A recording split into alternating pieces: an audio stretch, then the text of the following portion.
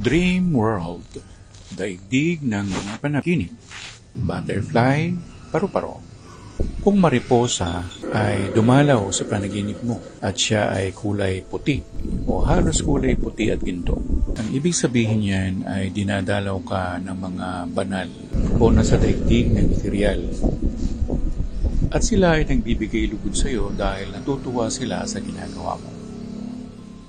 Kung ang mariposa ay kulay ginto, maaaring ito ay isang anghel na ayaw magpakita sa iyo. O maaaring ito ay anghel na gumagabay sa iyo. Isa rin sa pinakamagandang panaginipan ay ang mga makulay na mariposa. Ang ibig sabihin niyan, magbibigay ito ng kasiyahan sa iyo. May kasayahan o piyesta, kung ang paru-paro naman ay maliliit. Ang ibig sabihin nito ay pinag-iingat ka sa mga taong siloso o silosa.